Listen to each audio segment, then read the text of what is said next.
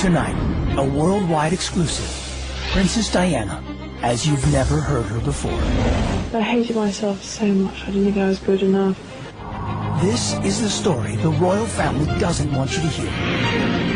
A story so damning, Diana had to record it secretly on tape.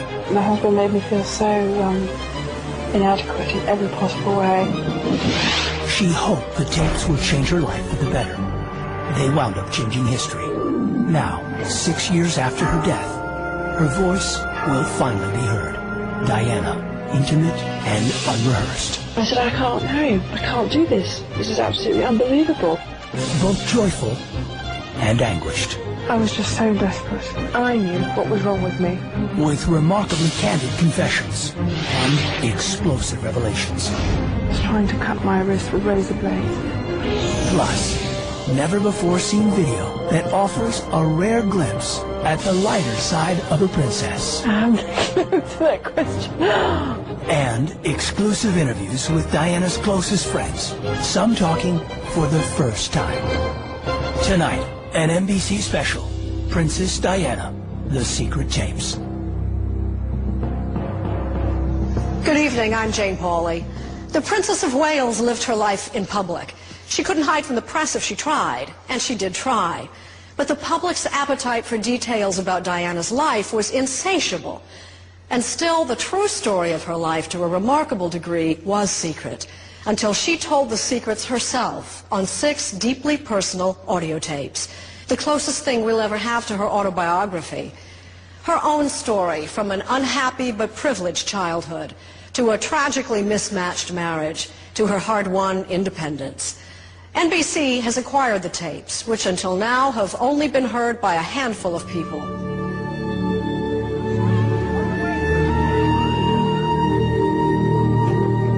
My own children.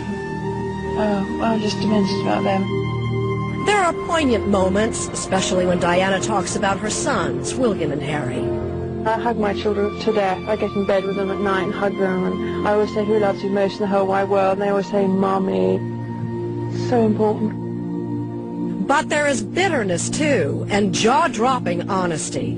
You may have heard that Diana tried to commit suicide, but tonight you'll hear her describe it herself. Charles said I was crying wolf, and I said I just felt so desperate, and I was crying my eyes out. And he said, I'm not going to listen, you're always doing this to me. He said, I'm going riding now. So I threw myself down the stairs, bearing in mind I was carrying a child.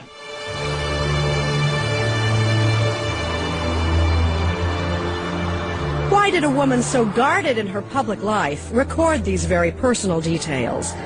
To understand the tapes, you have to go back to the beginning, when, for all the world knew, Diana and Charles were planning a long and happy life together. For the royal family, as far as the journalists are concerned, you're on the outside looking in.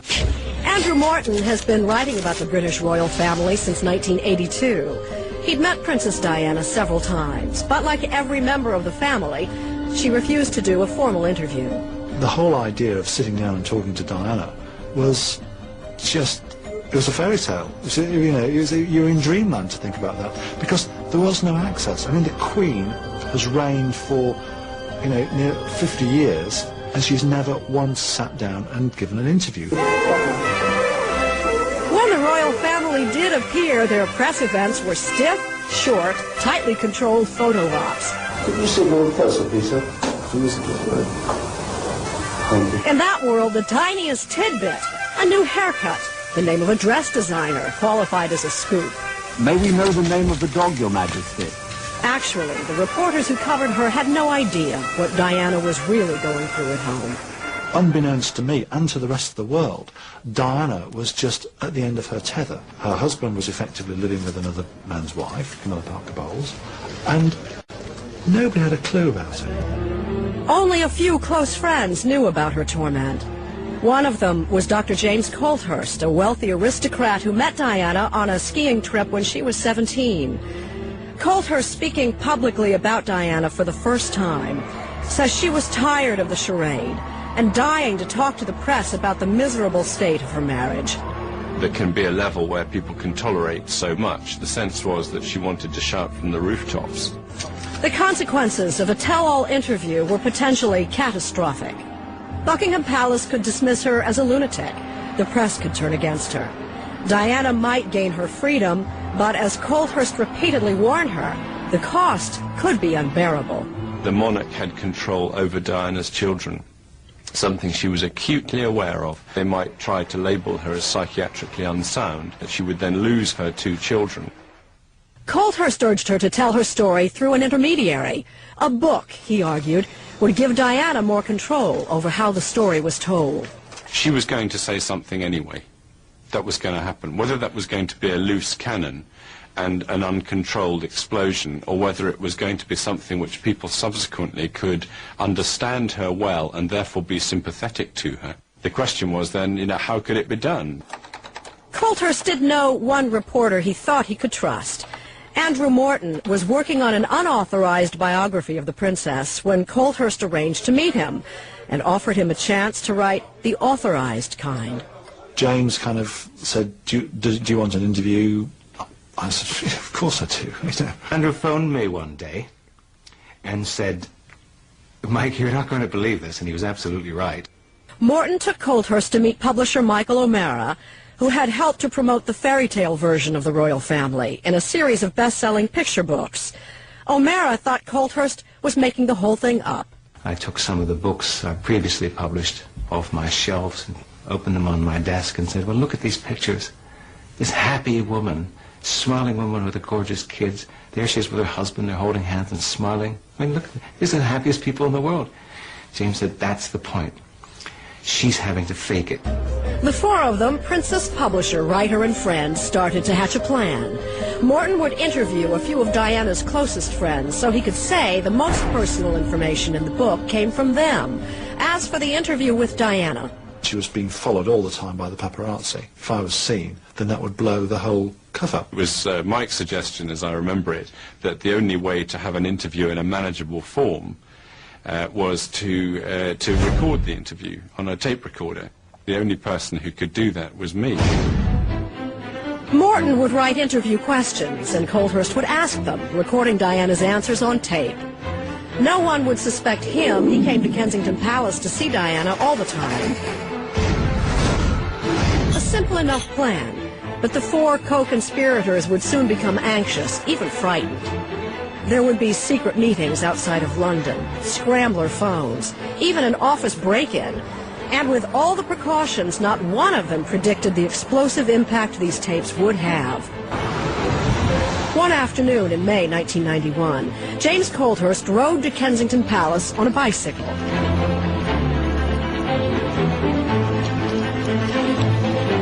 In his basket, a small tape recorder that would rock the monarchy. The guard passed Colthurst through, as he had many times before. Diana answered the door of her apartment in jeans and a T-shirt, ready to get to work. She howled with laughter, you know, as she saw the little tape recorder, and then she clipped the mic on herself. It was 2:30 in the afternoon when Colthurst pressed the record button for the first time. Give me a shout if there's something you don't want to touch on. No, it's okay. Before long, the words were pouring out of her. Now that she was finally free to tell her story, Colthurst said she barely paused to take a breath. She started at the beginning of her childhood and kept going, and it was obviously something she had been wanting to talk about for a long time. The first tape is so important because it's almost like listening to a prisoner who's been inside this institution, inside this cell for 10 years, just speaking into a microphone and almost smuggling the tape out and tell the world. For the first time, you'll be able to hear it all for yourself when we come back.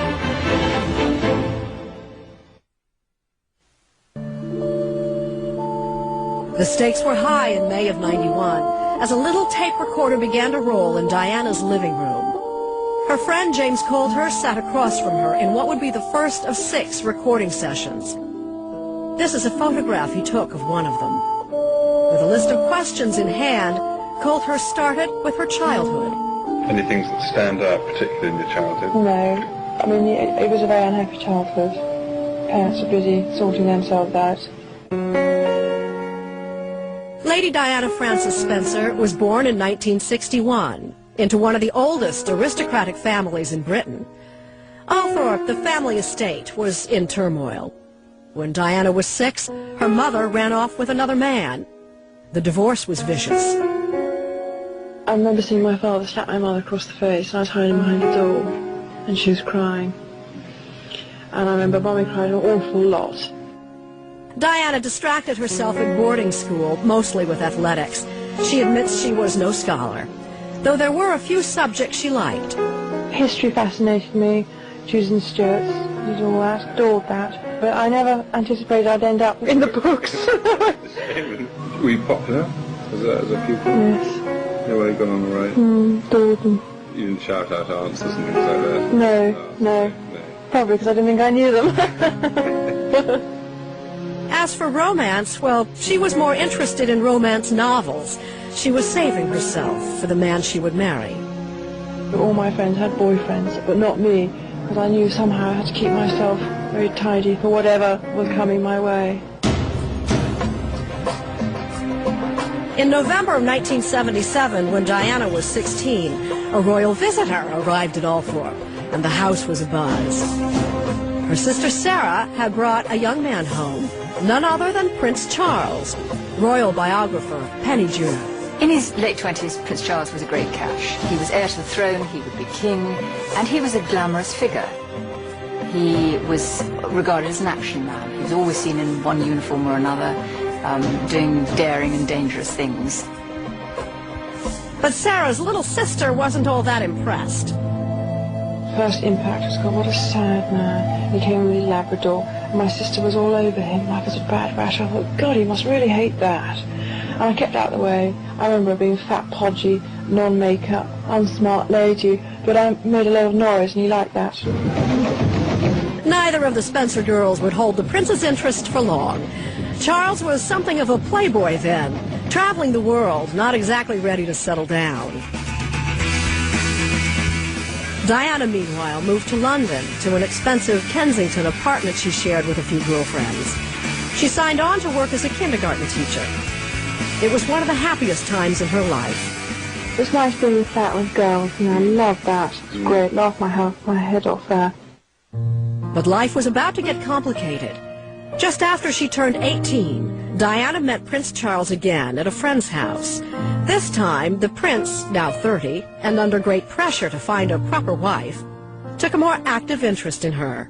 Her breeding was perfect, her status was perfect.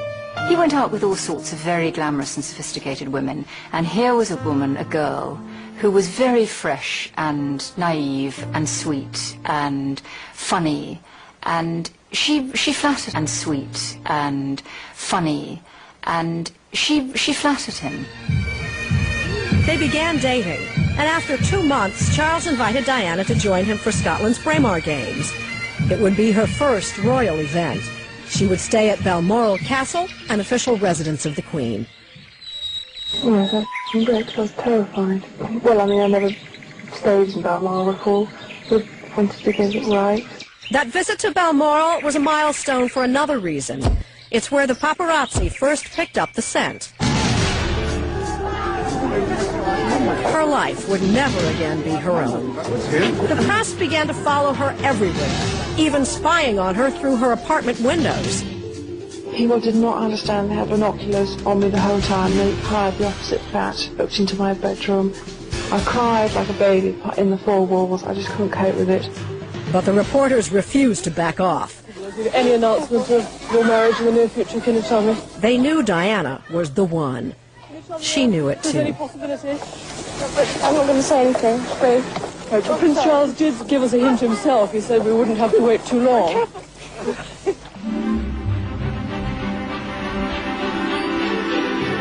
On Friday, February 6th, 1981, after 7 months of courtship, Prince Charles invited Diana to Windsor Castle. He told her he had something to ask. So he said, will you marry me? And I laughed. I remember thinking, you know, this is a joke. So I said, yeah, okay, and laughed. And he was deadly serious. He said, you do realise this one day you'll be queen, and a voice said to me inside, you won't be queen, but you'll have a tough role. So I thought to myself, okay, so I said yes. The night before the official announcement, Diana said goodbye to her flatmates. Champagne flew pretty quick. And moved in with the royal family to start preparing for the wedding. A door closed on her old life forever. I left my flat for the last time, and suddenly I had a policeman. And my policeman the night before the engagement, had said to me, I just want you to know that this is your last night of freedom ever in the rest of your life, so make the most of it. And it was like a sword went in my heart. But she was all smiles the next day, February 24th, 1981, as the couple announced their engagement from Buckingham Palace. Can you find the words to sum up how you feel today, both of you? And proclaimed their love for each other. That's a word, isn't it? Really? Sort of. Just delighted and unhappy. And I'm amazed that she's been brave enough to take me on. And I suppose in love? Of course. Whatever in love means. Whatever did he mean by that? Prince Charles has always been too honest for his own good. He does say the most unfortunate things at times. No one was more confused than Diana. She just returned from a 3-week trip to Australia, where she hadn't spoken to her new fiancé even once. Must have been an agonizing 3 weeks. Did you speak at all? I mean, the phone lines must have been pretty busy between here and Australia. Yes, we tried, but it was quite difficult because I think there was a certain amount of press interest there, although they never actually found you, did they? No. It was a complete disaster because I pined for him, but he never rang me up. I said, can I speak? And they said, no, we're not taking any calls. So I said, well, is the Prince of Wales speaking? How do I know it's the Prince of Wales? Came back with a reply. I come back from Australia, someone knocked on my door with a bunch of flowers, and I knew that they hadn't come from Charles because there was no note. It was just somebody being very tactful in the office. What's more, as the world became obsessed with the new royal couple, Diana suspected Charles was obsessed with another woman. Camilla Parker Bowles, a former lover of the prince, was married to one of his close friends, but Diana still noticed sparks between them. I once heard him on the telephone in his bra, on his hand, and saying, whatever happens, I'll always love you. And I told him I'd listened to the door. We had a filthy row. When reporters saw Diana cry as Charles left for an official trip, they thought she was missing him already. But the secret tapes reveal her heart was aching about something else. That was nothing to do with him going. The most awful thing had happened before we went. I was in his study talking to him about his trip. The telephone rang, it was Camilla. So I thought, shall I be nice or shall I just sit here? So I thought I'd be nice, so I left them to it and just broke my heart for him. Diana's anxiety began to show in a more troubling way. In 5 months, she lost 5.5 inches from her waist, and not just to look good in her wedding dress. Bulimia started the week after we got engaged. My husband put his hand on my waistline and said, oh, a bit chubby here, aren't we? And that triggered off something in me. And I remember the first time I made myself sick, I was so thrilled, because I thought, right, this is the release, tension. The disease would plague her for years. She had an episode of bulimia the night before her wedding. After she found a bracelet Charles was giving Camilla. There is bunting going up all over London, and there are pictures of the royal couple in just about every shop window in town. And then the Camilla thing, so I was desperate. Some people are already staking out seats along. I ate everything I could possibly find, and I was sick as a parrot that night, and it was such an indication of what was going on. Any woman in Diana's position might have called the whole thing off. But there were more than 2 people in this relationship. There were millions. She saw no way out. Her sisters tried to raise her spirits. I said, I can't marry him. I can't do this. This is absolutely unbelievable. And they were wonderful. They said, well, bad luck, Dutch. Your face is on the tea towel, so you're too late to chicken out.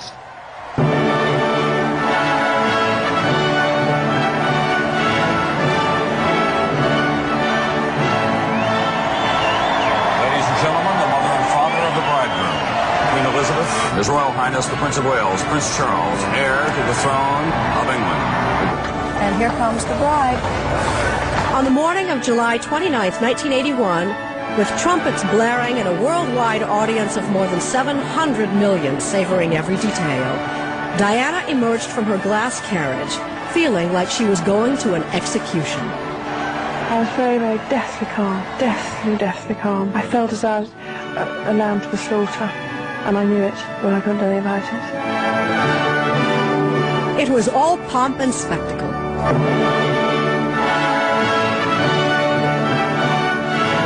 I thought the whole thing was hysterical, getting married, in the sense that it was just like, it was so grown up. And here was Diana, a kindergarten teacher, and the whole thing was ridiculous. There were 2,500 guests in the cathedral that morning. Diana was keenly aware of one. As I walked up the aisle, I was looking for her. Spotted Camilla, pale grey, pillbox hat, saw it all to this day, you know, vivid memory. And I thought, well, there we are, that's it, let's hope that's all over with. Desperate for a happy ending, Diana decided to focus on the positive. She was very much in love with Charles. Maybe now, she thought, he'd be in love with her, too. I couldn't take my eyes off him. I just absolutely thought I was the luckiest girl in the world, and you know, he was going to look after me. Well, was I wrong on that assumption?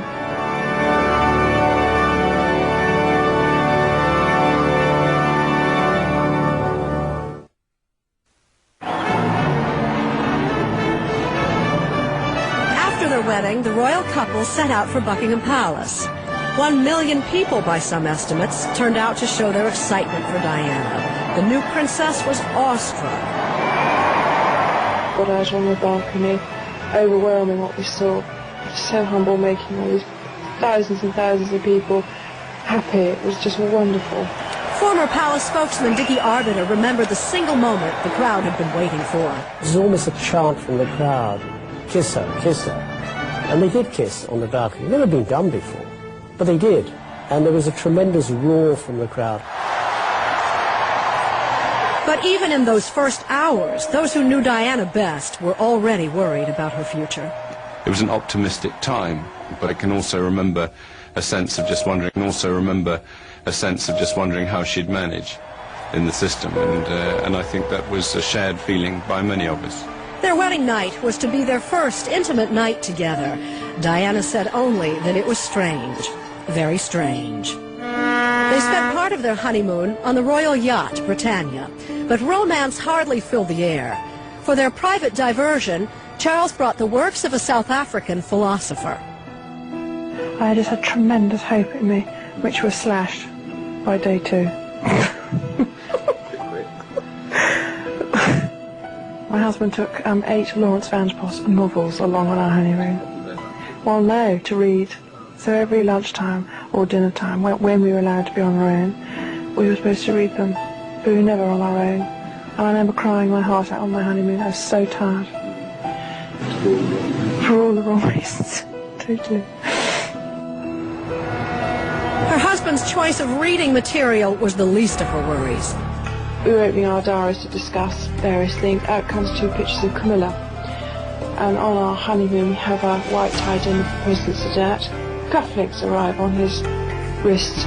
2 C's entwined like the Chanel C. Oh, right. Got it in one. Exactly. So I said, Camilla gave you those, didn't he? He said, yes. So what's wrong? They're present from a friend. And boy, did we have a row. Jealousy. Total. That's it. Even on her honeymoon, the new princess could not escape Camilla's shadow. My dreams were appalling at night.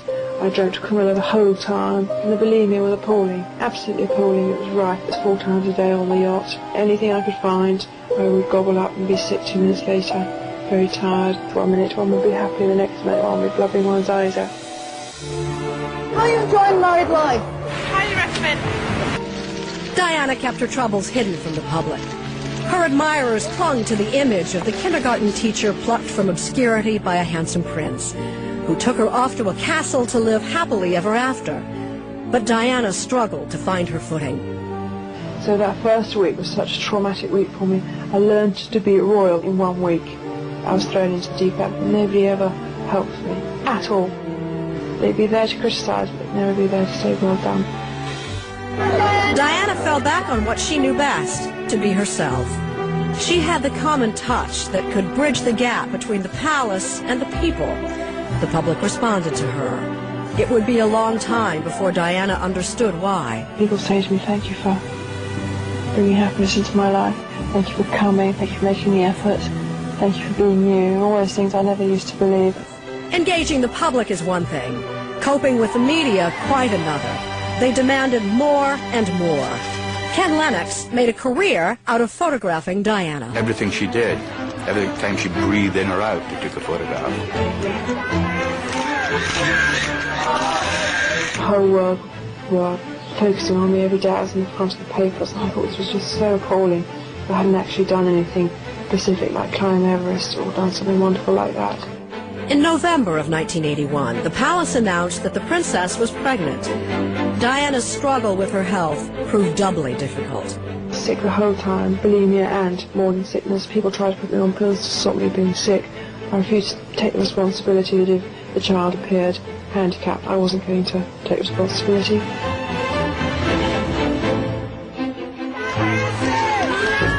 To make matters worse, the news that she was expecting only drove the press corps into a greater frenzy. Photographers were determined to get a picture of the pregnant Diana. Nothing seemed off limits.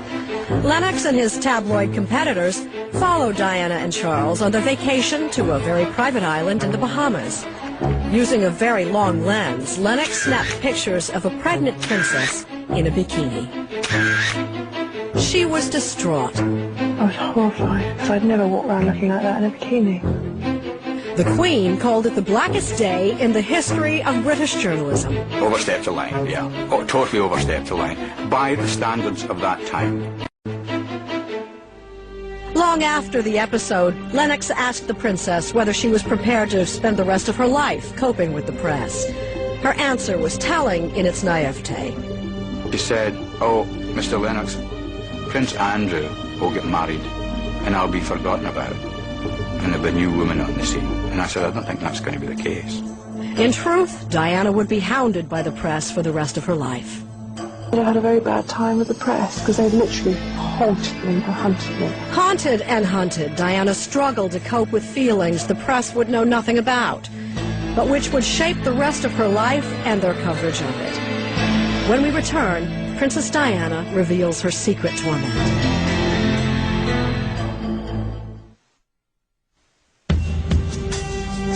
The life of a princess was turning out to be anything but a fairy tale, though few people knew how far from enchanted it was, until Diana made these tapes years later. Tapes heard tonight for the first time ever in public, revealing how deeply unhappy she had been. One minute I was nobody, and the next minute I was Princess of Wales, mother, media toy, member of his family, you name it. And it was just too much for one person at that time. The outgoing, fun-loving girl that caught Charles' eye and captivated the nation tried her best to keep up appearances, flashing that million-dollar red carpet smile. But behind closed doors, Diana said she was retreating into her shell. I didn't want to do anything on my own. I was too frightened. I mean, the thought of me doing anything on my own sent tremors. So I stuck with whatever Charles did, but the pace was phenomenal. It didn't get easier. I just got used to what people required from the Princess of Wales. What Diana thought wasn't going to come into it yet, so I hadn't got enough background. She felt desperately insecure. I hated myself so much. I didn't think I was good enough. I thought that I was good enough for Charles. Oh, doubts as long as one can live. I always used to think people would just look at me for my clothes, and I was desperate for the other side to come up or to be dealt with. I didn't know how to do it. Later on those secret tapes, Diana would rail against Charles' lack of support. My husband made me feel so inadequate in every possible way, but each time I came up for air, he pushed me down again. I'll tell you this, if Prince Charles had said to her from day one, "Well done," on a regular basis, she would never have left the royal family. I'm really delighted that my wife has been able to come as well.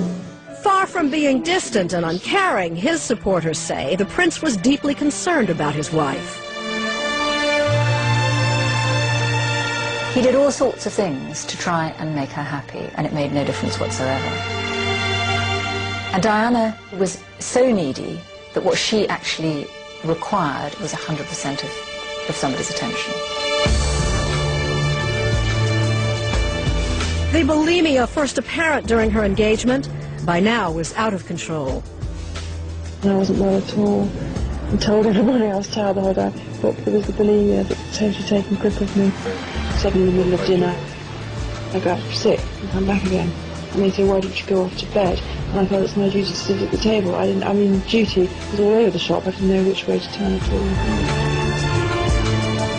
Soon, says James Colhurst, her eating disorder was a well-known fact in the royal household. The bulimia was evident, I think, to anybody who'd known her before and then subsequently saw her, and she became thinner and thinner. But for the millions fascinated by her every move, Diana was still the glamorous princess. It was an irony not lost on Diana herself. The public side was very different, obviously, from the private side. The public side, they wanted a fairy princess who could come and touch them and everything would turn to gold, and all their worries would be forgotten. Little did they realise that the individual was crucifying herself in his eyes. She knew she was going up. Eventually, the bulimia began to take a toll in public. On this 1986 trip to Canada, Diana fainted while touring an exhibition with her husband. I never fainted before in my life, and we'd been walking around for 4 hours. We hadn't had any food, and presumably I hadn't eaten for days beforehand. When I say that, I mean the food staying down. And I remember walking around feeling really ghastly, and I didn't dare tell him when I felt ghastly. And I put my arm on my husband's shoulder and I said, darling, I think I'm about to disappear, and slid down the side of him. The incident was quickly papered over as fatigue. Officials in Vancouver are blaming heat and fatigue for the fainting spell Princess Diana suffered. But the reaction behind the scenes was acid, Diana recalled. My husband told me off. He said I could have passed out quietly somewhere else behind a door. It was all very embarrassing. And inside me, I knew there was something wrong with me, but it was too immature to voice it.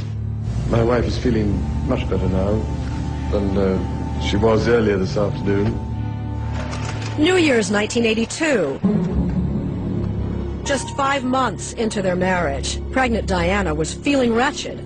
Their relationship continued to unravel. She felt Charles was incapable of understanding her turmoil. She threatened to take her own life. Charles said I was crying wolf, and I said I just felt so desperate, and I was crying my eyes out. And he said, I'm not going to listen, you're always doing this to me. He said, I'm going riding now. So I threw myself down the stairs, bearing in mind I was carrying a child. Queen comes out, absolutely horrified, shaking. She's so frightened. I knew I wasn't going to lose the baby, quite bruised around the stomach. And Charles went out riding, and when he came back, it was just dismissal, total dismissal. It was one of several half-hearted suicide attempts she would make over the next decade. She revealed on the tapes that she had tried to cut her wrists and had thrown herself into a glass cabinet at Kensington Palace. Biographer Andrew Morton was stunned when he heard the revelations. I found them literally unbelievable, because here she was, being the most photographed woman in the world, nursing these scars to her body that she'd obviously made in the kind of rage that she felt. And I think this is something that also comes over, this fury that she has, that she's been conned, she's been lured into this palace, the doors have been bolted behind her, and she's got no way out. At another point in the mid-80s, Diana returned to London early from the royal family's annual stay in Scotland. The media said I'd come down because I was bored of all the rain up in Scotland and I wanted to go shopping, which was absolute bull. I was very ill. We were trying to hide that from everybody. I had to come down for treatment because I was so depressed and I was trying to cut my wrist with razor blades. And she recalled another incident. After 5 years of being married, my sister Jane came up to see me and I had a V-neck on and shorts. She said, Dutch, what's that marking on your chest? And I said, oh, it's nothing. She said, what is it? And the night before, I wanted to talk to Charles about something. He wouldn't listen to me, he said I was crying wolf. So I picked up his penknife off his dressing table and scratched myself heavily down my chest and my both thighs. There was a lot of blood, and it hadn't made any reaction whatsoever. Suicide attempts are desperate calls for help. It didn't much matter, Diana said. No one was listening. I was just so desperate. I knew what was wrong with me, but nobody else around me understood me. I needed rest and to be looked after inside my house, and for people to understand the torment and the anguish going on in my head. But it was best. Desperate cry for help, and I'm not spoilt. I just need to be allowed to adapt to my new position. Diana would eventually adapt, but not before things got much, much worse. When we return, Diana recounts her darkest days.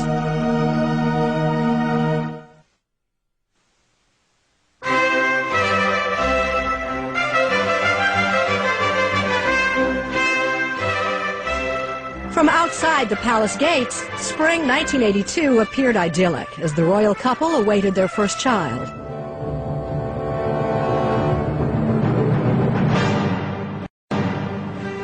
But by now, little in Diana's life was as it appeared. The media interest in the impending birth was intense, so much so that Diana couldn't handle the pressure and wanted labor to be induced. But she recalled, it was difficult to schedule a birth date around the father-to-be's polo matches. When we had William, we had to find a date in the dark that suited him and his polo. William had to be induced because I couldn't handle the pressure any longer. It was becoming unbearable. It was as if everybody was monitoring every day for me. Anyway, the boy arrived, great excitement, thrills, everyone was absolutely on high as a kite. We found a day that Charles could get off his polo pony for me to give birth. That was very nice. I felt very grateful about that. As Britain celebrated its new heir, He's in marvellous form. Diana retreated into depression. Came home, and then postnatal depressions hit me hard. And it wasn't so much the baby that had produced it, it was the baby that triggered off all else that was going on in my mind. Boy, was I troubled. And it turns out that Britain's royal family, which already has a little prince, is due for a royal addition in late September. On February 14th, 1984, Valentine's Day, Diana's second pregnancy was announced. It came as something of a surprise for Diana because by then, she said, Charles was back in the arms of Camilla. By then I knew he'd gone back to his lady, but somehow we managed to have Harry. Nonetheless, Diana recalled that pregnancy as the happiest time of her married life. We were very, very close to each other 6 weeks before Harry was born, closest we've ever been and never will have been. Their closeness was short-lived, she said, because Charles had been hoping for a girl. And then suddenly, as Harry was born, it just went bang, our marriage, the whole thing went down the drain. And Charles, all he wanted was a girl. What's more, Diana said Charles was horrified at Prince Harry's red hair, a distinctive Spencer family trait. First comment was, oh God, it's a boy. Second comment, oh, and he's even got red hair. So something inside me closed off. But the couple kept up appearances.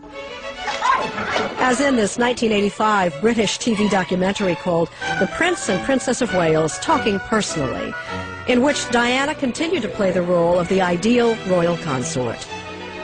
I feel my role is supporting my husband. She even had a cheery explanation for her weight loss. Maybe I'm so scrawny, it's because I take so much exercise. Don't know. But the truth was the talk of the palace. Diana said the Queen herself spread the stories Charles told about her. He definitely told her about my bulimia, and she told everybody that was the reason why our marriage had cracked up, because Diana's eating. Must be so difficult for Charles. Despite their joint public appearances in the late 80s, Charles and Diana lived separate lives.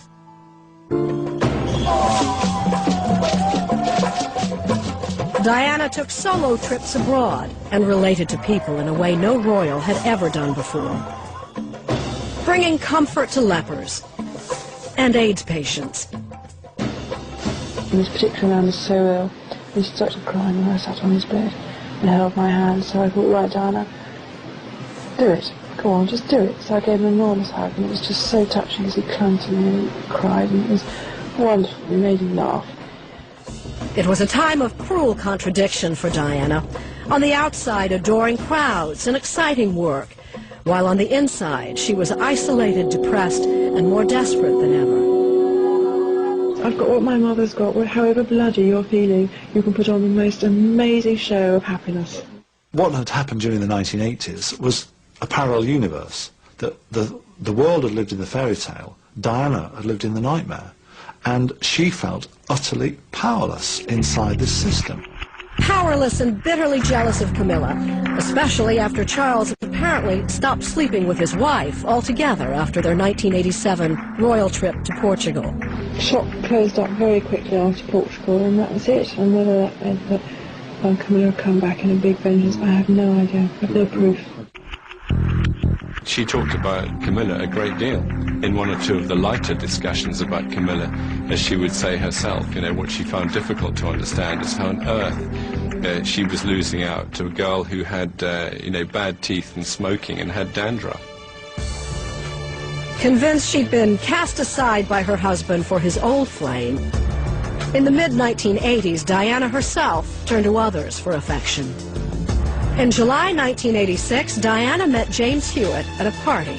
She arranged for Hewitt to give her writing lessons, and more. Hewitt, to give him his due, helps to give her a sense of self-esteem, and it's the first proper relationship she has with a man roughly her own age. Hewitt would not be her only lover. And while Diana railed against her husband's paramour in these tapes, she never mentioned her own extramarital affairs at all. Ken Wharf, who was Diana's bodyguard at the time, says the princess was open with him about her love life, but still clearly wanted Charles back. I don't think she used it as a closing on her marriage. I think it was a statement. I think it was a statement saying, well, look, you know, if you can do this, so can I. And I think it was a protest. While the palace seemed prepared to continue the charade of a happy royal household, Diana's friends said she refused to spend the rest of her life living a lie. A large number of people around Diana saw her going fairly steeply downhill. They all knew what was going on. It was hardly going to remain a secret for long. In fact, a climax was fast approaching. Diana was about to reveal her secret anguish to the world. And I cried like I've never cried before. It was anger. It was 7 years of pent-up anger coming out. When we return, Diana's innermost thoughts are revealed, plus personal videotapes that offer a rare and candid glimpse at Diana inside her Kensington Palace home. Oh. If you come in here, you sit down and be quiet. You'll be very quiet. Very quiet.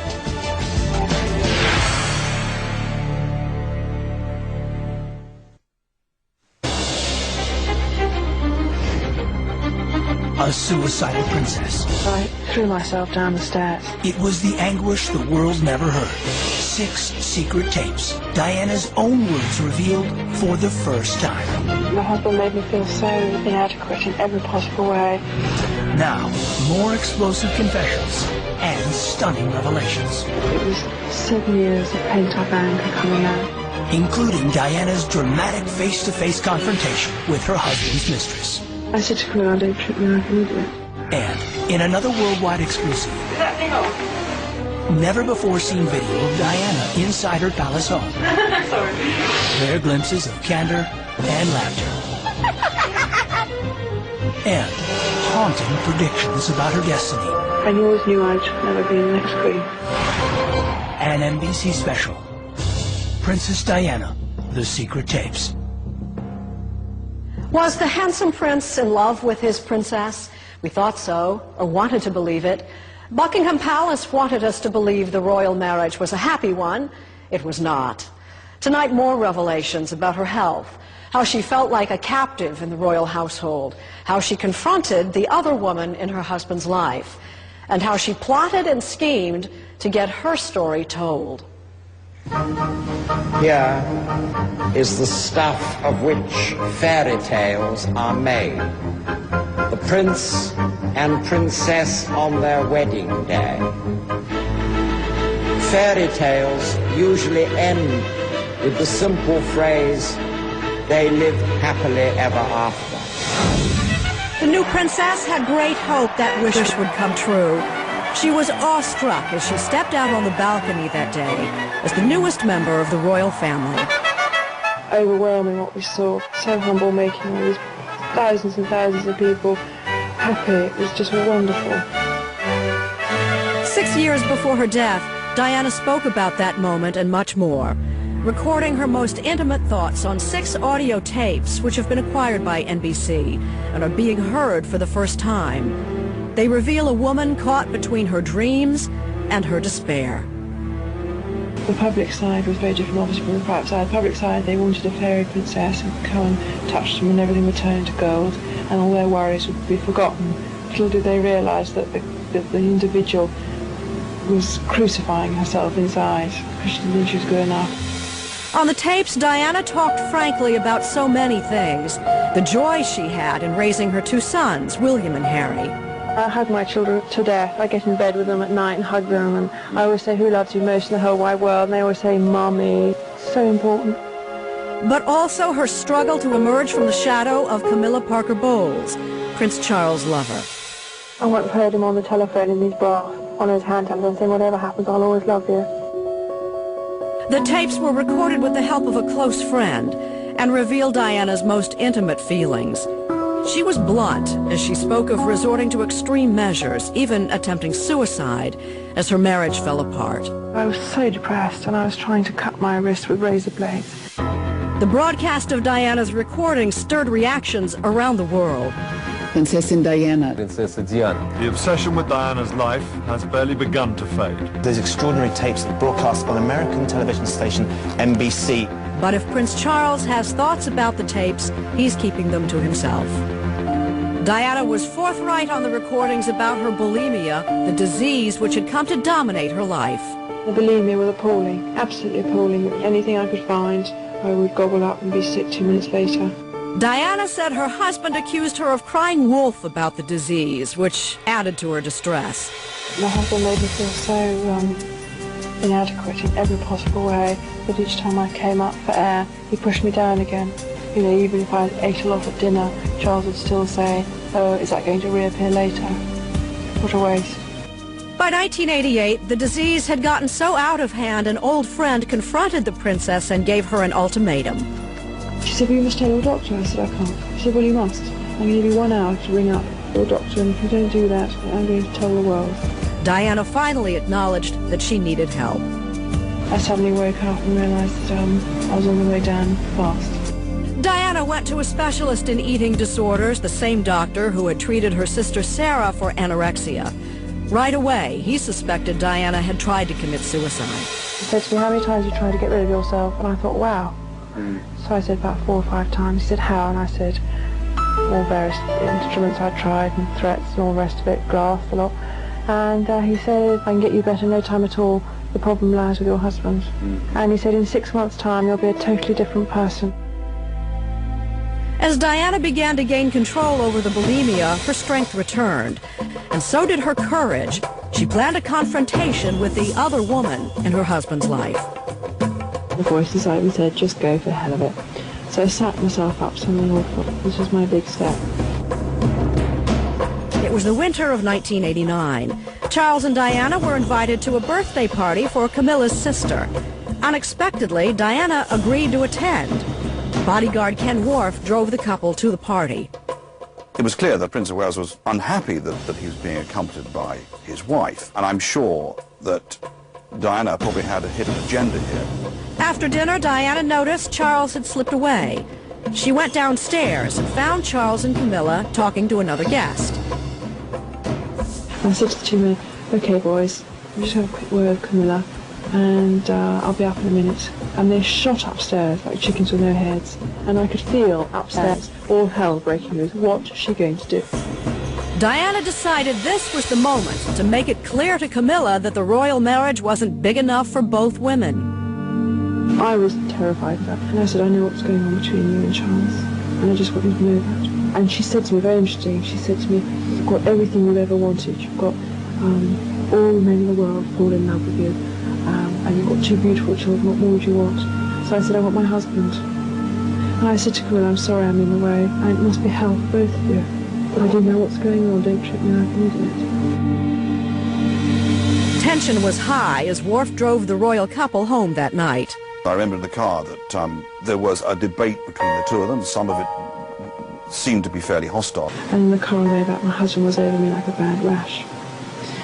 And I cried like I've never cried before, and it was anger. It was 7 years of pent-up anger coming out. Diana called it one of the bravest moments of her entire 10 years of marriage. And the next morning I woke up and I felt different. Shift, tremendous shift. I'd done something, said what I felt, but there's still the old jealousy and the anger swirling around, but it wasn't so deathly as it had been before. And that was it, really. It was a big step for me. There was a different princess in the sense that she'd almost sort of triumphed over something that hitherto had been a huge problem for many, many years.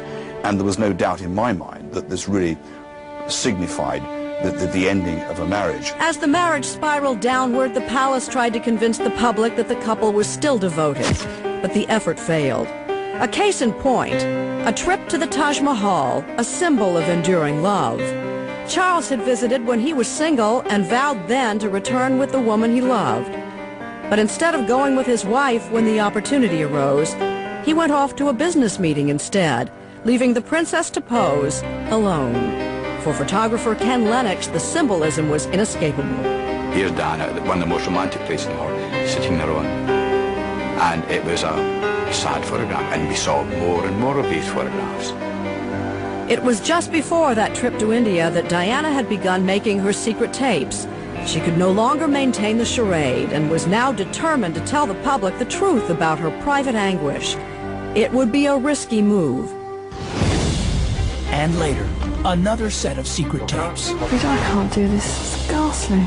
I've got no adrenaline. I'm dead. I can't get anything out. Diana captured on video as the world has never seen her.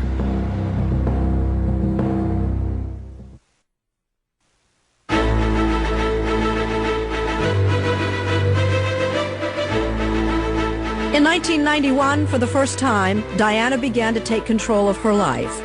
She discovered new strength and self-confidence.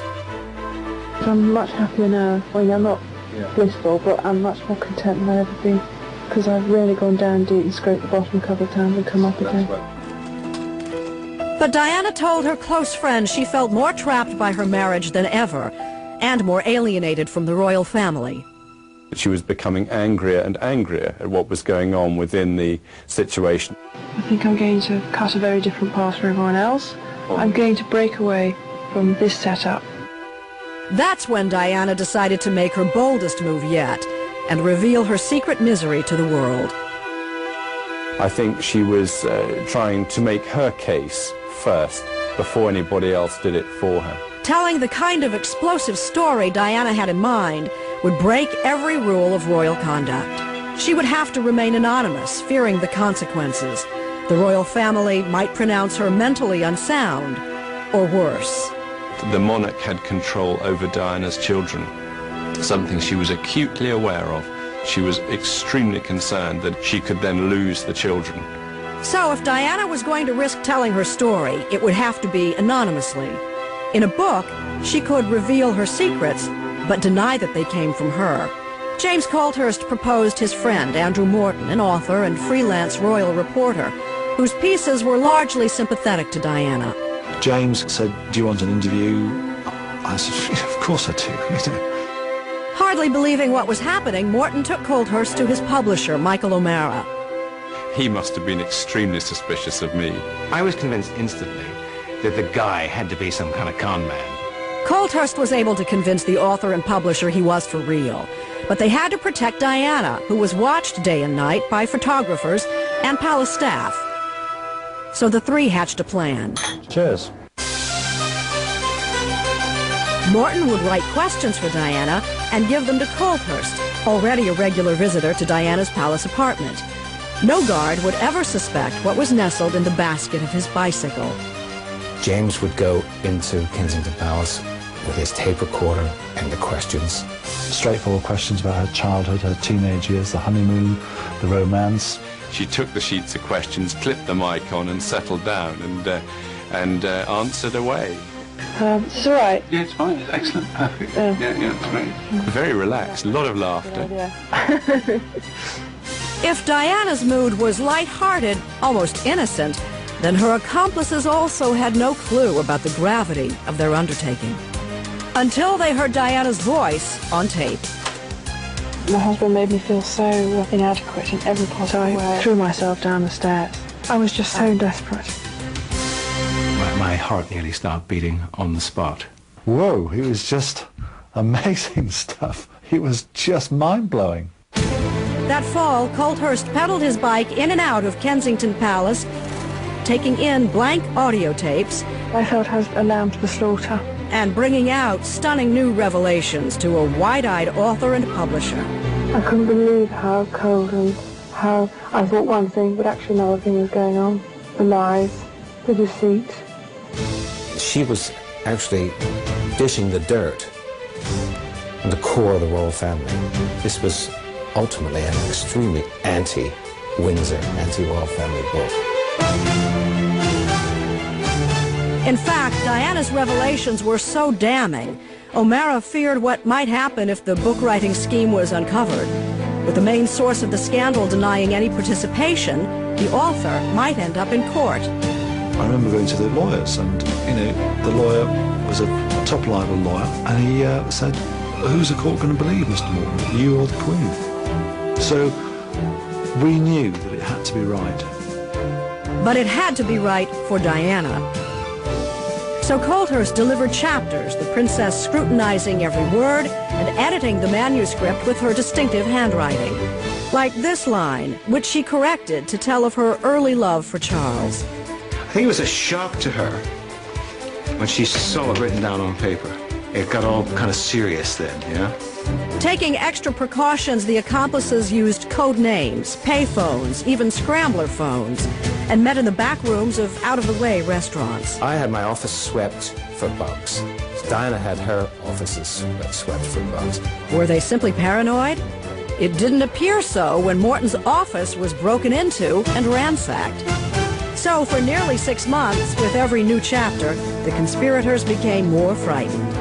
And it was just like a movie. You know, you're looking around, you're thinking you might be followed, and you get on the subway, and I'm thinking, you know, is somebody watching me?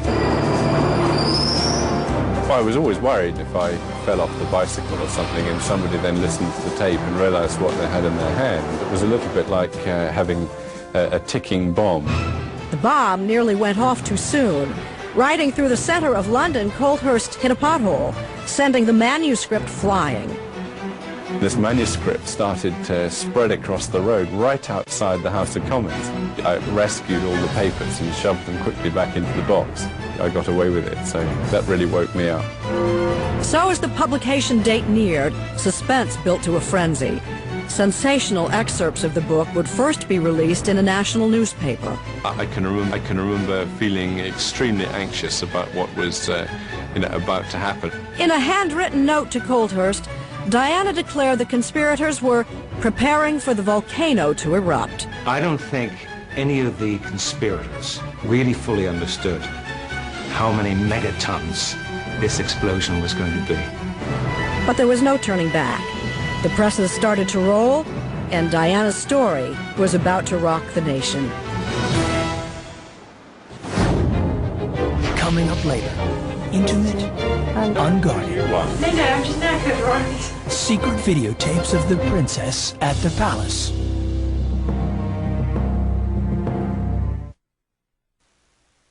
Princess Diana and her cohorts knew there was no turning back.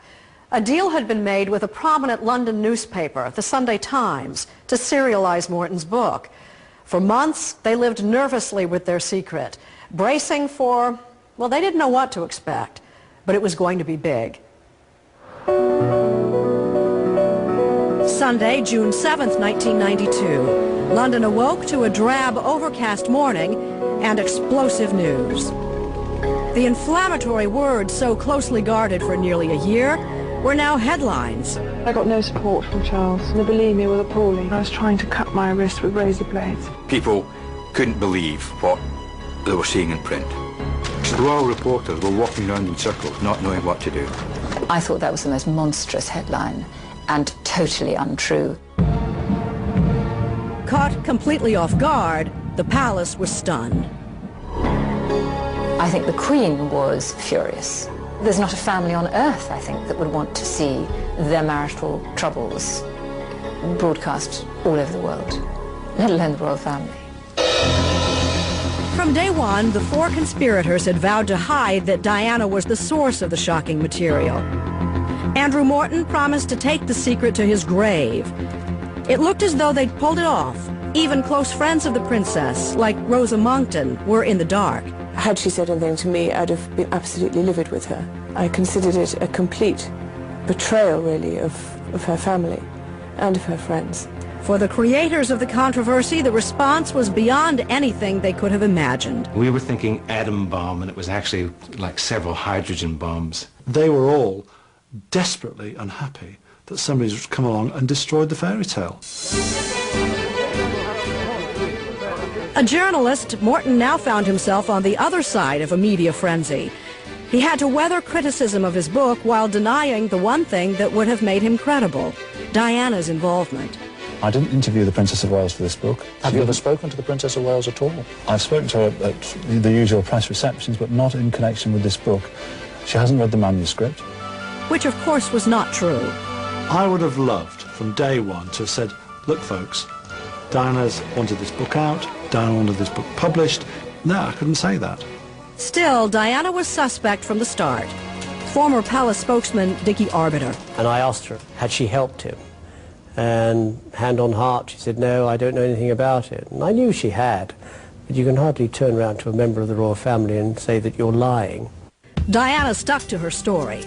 Pressure was also mounting for the friends of Diana who had openly contributed to the Morton book. Many, like former flatmate Carolyn Bartholomew, were being criticized for betraying Diana. But 4 days after the book was serialized, Diana sent out a meaningful signal to show that Carolyn had her blessing. It started with an anonymous phone call tipping off photographer Ken Lennox that the princess would be leaving her friend's house that morning. Diana came out of Caroline's house, looked to see where I was, spoke to him for a few minutes, walked down the path, got into the car, and drove past me, looking at me all the way. And it was a clear signal that I've got a story to tell, and I'm telling it, and a number of people have cooperated. For some who had observed Diana through the years, her revelations triggered a brutally honest reappraisal of the royal marriage. We all thought back, my God, so that's what was happening at such and such. And we were witnessing it, but we didn't want to add 1 and 1 and get 2. It seemed too ridiculous that they were totally unhappy. For others, the book would confirm suspicions that the Princess of Wales was a troubled young woman. Author Penny Junor, known as a supporter of Prince Charles, would later write a book suggesting that Diana was mentally unstable. I don't think he drove her to it. I think she came to that marriage as a very damaged individual. I don't know that anybody actually could have coped with her. Junor maintains that Diana's story was full of exaggerations. She doesn't believe the suicide attempts were genuine, or that Camilla and Charles were romantically involved in the early years of their marriage, as Diana claimed. This was Diana actually rewriting history. Morton had simply taken hook, line and sinker everything that Diana said. I never said it was a balanced story. It's called Diana, Her True Story. It's from her perspective, it's about her life and her perception of that life. For Diana, the days following the serialization of the book were fraught with uncertainty. She was very nervous and, she had severe second thoughts. But soon it was clear she'd won the support of the press and the people. The letters started to arrive from the public, and she suddenly realized that maybe she hadn't committed a huge sin. Diana was also encouraged because she and Prince Charles met the day after the book was serialized and privately agreed to go their separate ways. Finally, Diana felt she was being heard. And she said, for the first time in years, I slept properly that night.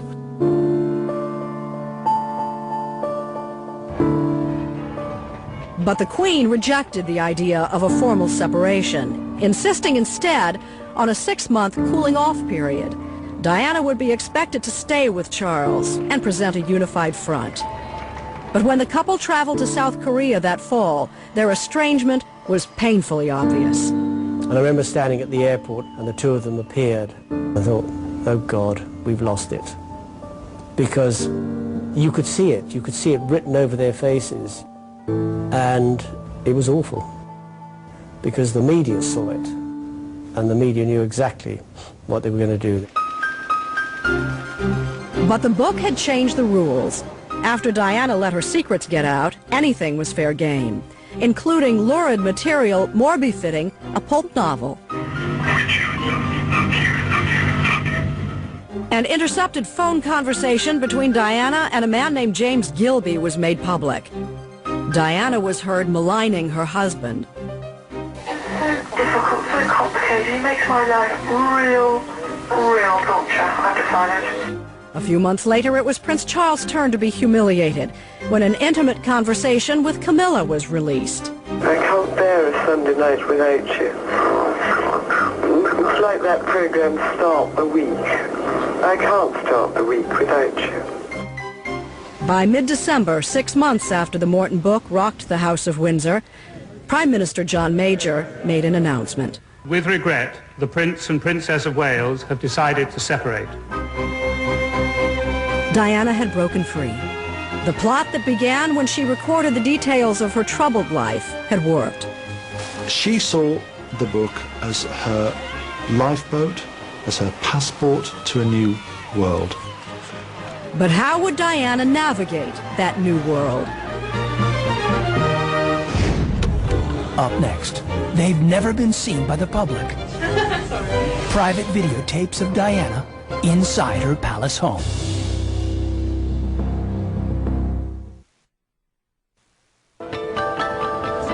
If I was able to write my own script, I would say that I would hope that my husband would go away with his lady and sort that out and leave me and the children to carry the Wales name. She didn't need a partner anymore. I can do this job so much better on my own. Diana didn't intend to fade into the background. She had ambitions to step into a new public role. As a newly separated princess, she'd have to invent it. Is that thing on?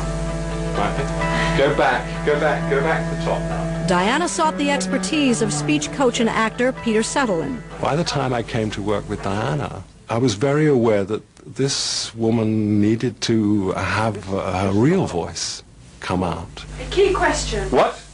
Come on, get angry with me, yeah? Is why do some people become addicted to all... Sutherland shot this videotape during coaching sessions with Diana to make her a more effective speaker. Go on. How do we stop people taking to addiction? Really talk to me. Taking to addiction or dependence. It's never before been broadcast. Slightly faster now. Let's move on, yes. A rare glimpse of the princess in her own apartment, relaxed, Okay. playful, hello, because suddenly... when her guard is down. Sutherland encouraged Diana to connect with her audience. Thank you all. Start it again, take your time, look at me first, and you're the star. Okay, stop it. Thank you all. Thank you all. Yeah. Very much. Sometimes mistakes got the best of her. Yeah. Before we recognise alcoholism as a disease in the forms of incapacity for the almost incomprehensible. Incomprehensible. If in doubt, hit it harder. An insidious fear. Insidious fear, yes. Insidious fear. Insidious. Insidious fear. An extreme evil. That's it. Surfaces in people who may previously have seemed unpleasant. Yeah. Oh, pleasant. Sorry. But she kept at it. The more changes there are, the more threatened we feel. Right, now carry on like that, yes. Those who become ensnared in addiction are often highly sensitive and creative people. After a while, she was just too tired to focus. Close your eyes before you start the next page. Close your eyes. I can't do many more of this page now. It's cross-eyed. Well, you can't see it. All right, go back to the... You can go back on... We can do No, this. no, You don't have to do a new one. No, I'm just knackered, all right? Well, Sutherland reminded Diana that their work had a purpose. I'm not manufacturing you. I'm just bringing out that bit of you that wants a voice, which is the 30-year-old woman, 31-year-old woman, who has something important to say. Given her break from the royal family, Sutherland foresaw a time when Diana might also break from royal tradition and do something unprecedented, a televised interview. So he prepared her with mock sessions. You don't look at the camera. You wander your eyes around a little bit, but you don't go all over the place because we wonder where you're looking. Diana found it hard to concentrate in front of an uninvited audience. Can I watch it? Oh. If you come in here, you sit down and be quiet. You've got to be very quiet. Very quiet. William and Harry were then 11 and 9. Don't touch it, William, because it's all focused on me. Okay, let's do it. Let's pretend, right? Okay, so Your Royal Highness, you're currently concentrating very much on your charity work. Would you like to tell us why you feel it's so important to you? I got nothing else to do. She's awful. I was recording. Sorry. Take 2. There, I come across Harry, shush. I come across a great deal of people who. It's awfully difficult. I can't even string my words together. Well, it's really hard. You've got 2 of the most impossible people sitting here with us. Harry, shush. Shush, Harry, sit all right. down. It's good practice to cope Just sit. Just sit. Sutherland urged Diana to articulate her goals. What would you want to be if you weren't who you are? If you weren't the Princess of Wales? I'd like to have a role which brought me into contact with everyday life and the man on the street. Does that sound condescending?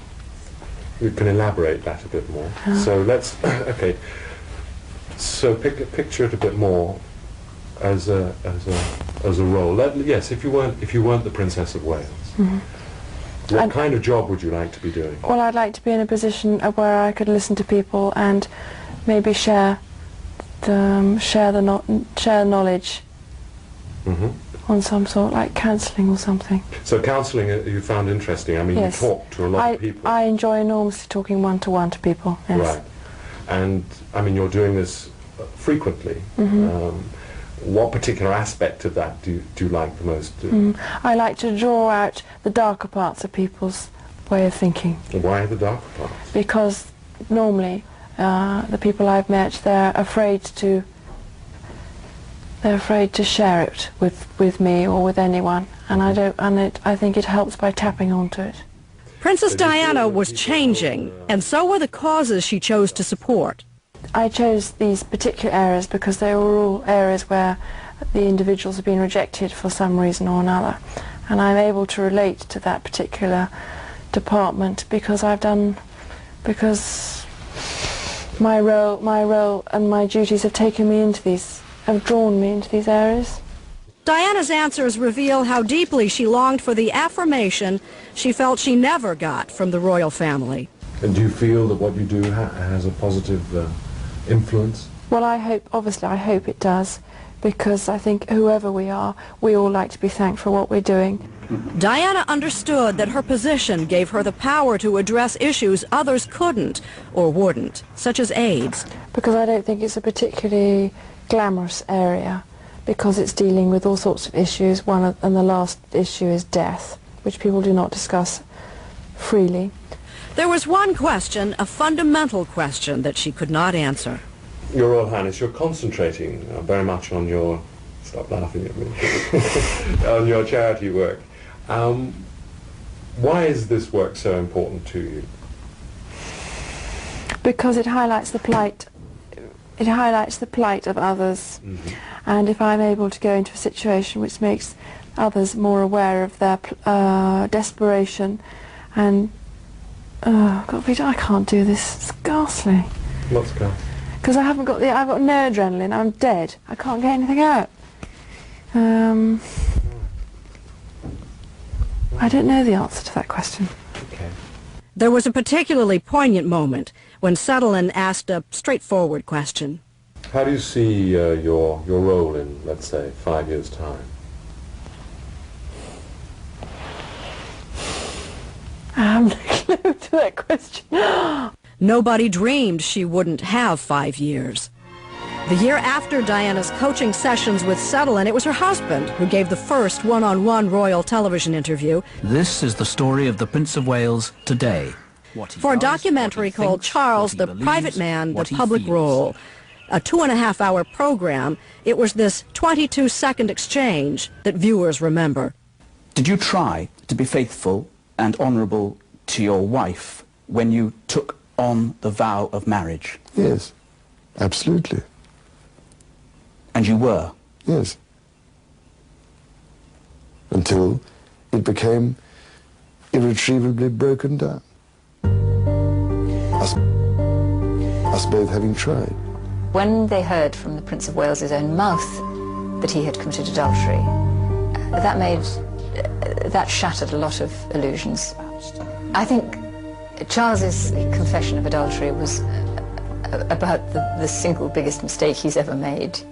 Diana made a statement of her own that night. She deliberately selected an outfit that would make heads turn when she attended a gallery opening.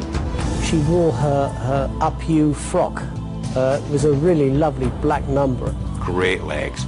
I mean, she was out to kill Charles that night, kill him public-wise, and make everyone wonder whether Charles was just totally mad or not. The following year, Diana gave her own interview to the BBC's Panorama. She even admitted having an affair with her writing instructor, James Hewitt, going further than she had on the audio tapes. Were you unfaithful? Yes, I adored him. Yes, I was in love with him. And she publicly confirmed much of what she'd said in the secret tapes made 5 years earlier for Andrew Morton's book. Do you think Mrs. Parker Bowles was a factor in the breakdown of your marriage? Well, there were 3 of us in this marriage, so it was a bit crowded. Most controversial of all, she questioned Prince Charles' ability to be king. I would think that the top job, as I call it, would bring enormous limitations to him. I don't know whether he could adapt to that. If ever a woman put the boot into somebody, it was suggesting that Charles could never take the #1 job, meaning he was not fit for it. Diana's televised gamble paid off. As it did when the Morton book hit the stores, the public response was overwhelmingly sympathetic, though she was skewered by Charles' allies, including then Defense Minister Nicholas Soames. It really is the sort of advanced stages of paranoia. Given the fact that everything she suspected turned out to be true, how can you say that was paranoia?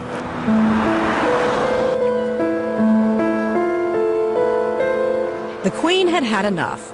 A month after the broadcast, she urged Charles and Diana to divorce. In August of 1996, the marriage between the Prince and the Princess of Wales was officially dissolved. A chapter in her life had closed. As Diana told James Colthurst 5 years earlier, she had expected it. I think from day one, I always knew I'd never be the next queen. Put it that way. No one said that to me. I just knew it. When we return, the deadly crash beneath the streets of Paris. The media were not responsible for Diana's death. Did Diana predict her own tragic end? Diana talks about her destiny.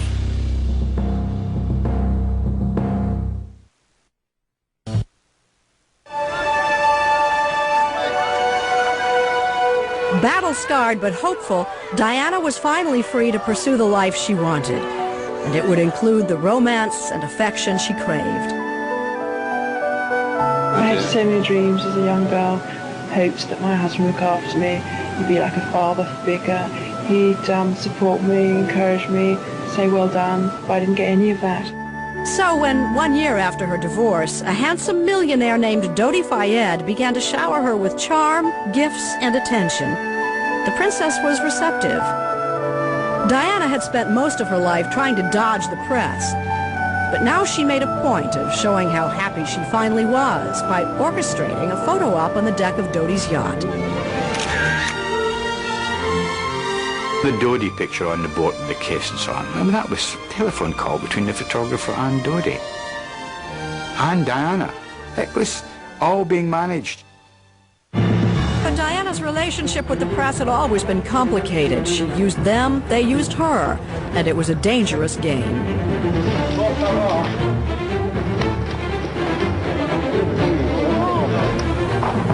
Could I ask you to respect my children's space? Out. Out. O-U-T, out. Have a nice trip now. The game ended in Paris, August 31st, 1997. Her driver was racing to escape the paparazzi when the car slammed into a pillar in the Alma Tunnel. 10 minutes after the car crash, I got a phone call from a French photographer. In an instant, Ken Lennox, then photo editor at the Sun newspaper in London, received explicit pictures of Diana in the car. The photographer told him she was fine. Lennox bought the shots for nearly $500,000. I knew how important the photographs would be. Diana looked dazed, and she had a little trickle of blood coming from her ear and a little from her nose, and didn't look badly injured. In fact, Diana's condition was grave. At the hospital, doctors tried for 2 hours to save her, but the internal injuries were overwhelming. I heard that there had been a car crash in Paris and that Dodie had died. And there was a bit of me that half expected the phone to ring and for her to ring up and say, life's rough, you know, and what do I do now? And the first thing that we heard was that that Dodie was killed, but that she had just broken her leg. So I immediately rang her on her mobile and left a message saying, you know, I'm coming out, you know, don't worry, it'll be fine. You know. And then, of course, the night went on, you know, we heard the news.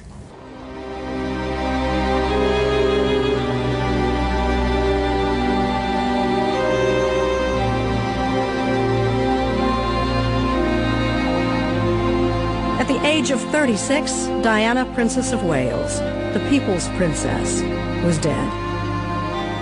She was almost like a sort of distant relative. Ken Lennox had taken some of the very first photos of Diana. In his hands, he now had the last. But valuable as those pictures were, Lennox had finally reached a line he couldn't cross. He never published them. I felt miserable.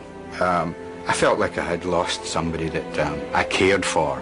Here was a girl who had been a big part of my life. I'd spent months with her at a time. I'd traveled the world following her. And it wasn't until the picture of the coffin, draped with Prince Charles's standard coming out, that I just looked at that picture, my God, she is dead.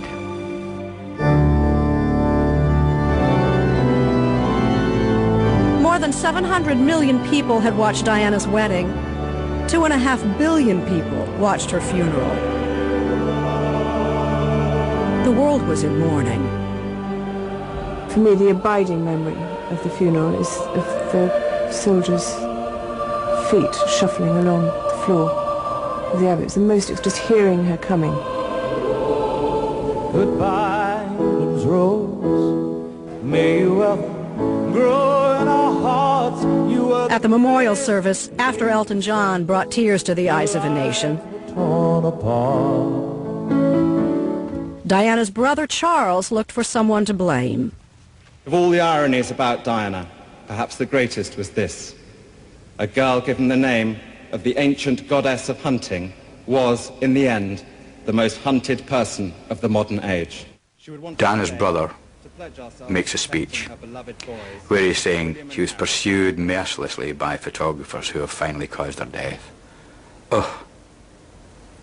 I mean, I could feel my own flesh creep. In fact, the paparazzi who chased her that night were initially charged with involuntary homicide. They have since been cleared, and tests revealed her driver was legally drunk. The media were not responsible for Diana's death. Diana invited the media. She was the one who actually let them in. There are unsupported but persistent rumors that Diana was pregnant when she died. And many have a hard time believing Princess Diana would die such an ordinary death. Polls in Europe show that many believe she was assassinated. By one theory, because the royal family wouldn't tolerate a marriage between a Muslim and the mother of England's future king. And just recently, Diana's former butler, Paul Burrell, released an unsettling letter she wrote, predicting someone would try to have her killed in a car crash made to look like an accident. While there's no evidence to support that charge, a royal inquest into Diana's death is underway in Britain. A worldwide fascination with Diana endures to this day, and that in part is why those responsible for the secret tapes of her voice agreed to make them available now. The princess, they say, ought to be remembered as the woman she was. I think we're beginning now to see her as a human being at last. And a human being is certainly what you hear on those tapes. Not some mad woman, as they're trying to characterise her at the moment, but a woman with a sense of self. And despite the trauma of her life, she was able to look on it with a certain wry sense of humour, which characterised the Diana that many people came to know and love. What was your feeling now of your destiny? Now, as I speak today, I think I'm going to cut a very different path from everyone else, for everyone else. I'm going to break away from this setup and go and help the man on the street. I think that she made an emotionally constipated nation look at itself in a different way. It'll be fascinating to see how deep I can get. I'm so looking forward to it. And I'll be able to prove to the world, if prove is the right word, that I can jolly well fulfill this position. It's only probably after her death that the royal family have come to realise what it was that she got so right. And what she got right was her hands-on approach. She touched people. She showed that she cared. I know one day, if I play the rules of life, game of life, I will be able to have those things which I've always pined for, and they'll be that much more special because I'll be that much more older and be able to appreciate them that much more.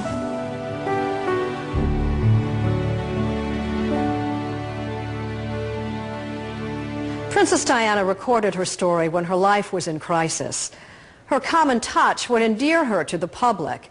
Now, when it seemed no one in her life would listen or care, she reached out to the public for help, hoping that their understanding would bring her private torment to an end. It was risky. It was revealing. But she put her faith in the people who seemed to care for her the most. Tonight, you've had a chance to listen, to hear the humanity in her voice, her sorrow, her turmoil, and even her laughter. She wanted her story told. In the end, she told it best herself.